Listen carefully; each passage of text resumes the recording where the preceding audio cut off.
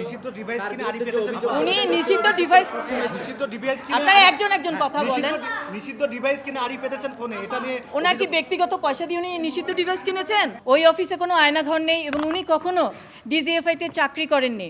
আয়নাঘর নামক যে একটা ভয়ঙ্কর তথ্য, সেই তথ্যটা নিয়ে যে মিডিয়া যে ট্রায়ালটা করছে, সেই ট্রায়ালটা ওনার পরিবারের জন্য এবং ওনার জন্য অত্যন্ত মর্মান্তিক। আপনাদের কাছে আমি আজকে আপনাদের মাধ্যমে সমগ্র দেশবাসীর সহ সবার কাছে একটা অনুরোধ জানাবো, মিডিয়া ট্রায়াল একটা অত্যন্ত জঘন্য জিনিস, আপনারা সেটা থেকে বিরত থাকবেন।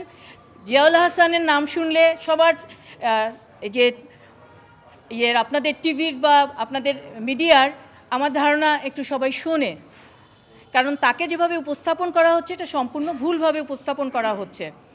উনি একজন আর্মি কর্মকর্তা ছিলেন এবং উনি একজন অবসরপ্রাপ্ত কর্মকর্তা, যেটা আপনারা সার্বক্ষণিক বলে থাকেন যে উনি একজন বরখাস্ত। উনি বরখাস্ত না, উনি সম্পূর্ণ ওনার যে বেনিফিট সহ উনি একজন অবসরপ্রাপ্ত কর্মকর্তা।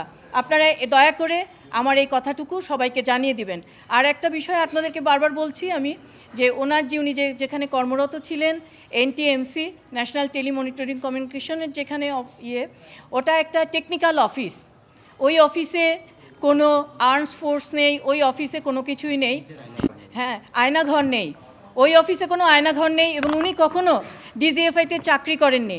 আয়নাঘর নামক যে একটা ভয়ঙ্কর তথ্য, সেই তথ্যটা নিয়ে যে মিডিয়া যে ট্রায়ালটা করছে, সেই ট্রায়ালটা ওনার পরিবারের জন্য এবং ওনার জন্য অত্যন্ত মর্মান্তিক। আমি আপনাদের অনুরোধ করব, আপনারা এই কাজটা করবেন না। একটা মানুষকে মিডিয়া ট্রায়ালের মাধ্যমে তাকে হেয় করার কোনো অধিকার কারো নাই। এটা বাকস্বাধীনতার নয়।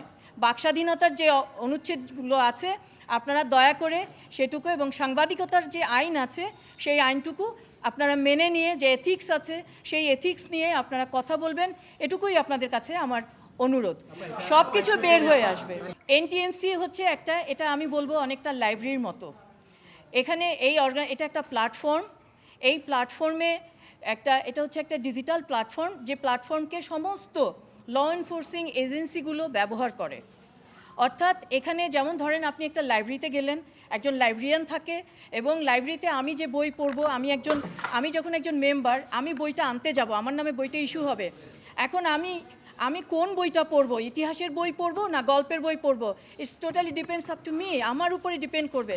এটা যিনি বই ইস্যু করেন এটা তার কোনো দায়িত্ব না, যেহেতু এগুলো সমস্ত সাবজুডিস ম্যাটার, যেহেতু এগুলো ট্রায়ালে চলছে, কোনোটাই কিন্তু কিছু না।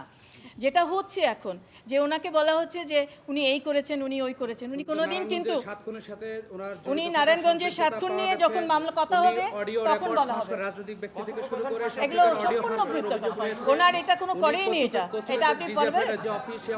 নিষিদ্ধ ডিভাইস কিনেছেন, নিষিদ্ধ ডিভাইস কিনে আড়ি পেতেছেন। উনি নিষিদ্ধ ডিভাইস কিনে আপনারা একজন কথা বলেন। নিষিদ্ধ ডিভাইস কিনে আড়ি পেতেছেন ফোনে, এটা নিয়ে ওনার কি ব্যক্তিগত পয়সা দিয়ে উনি নিষিদ্ধ ডিভাইস কিনেছেন?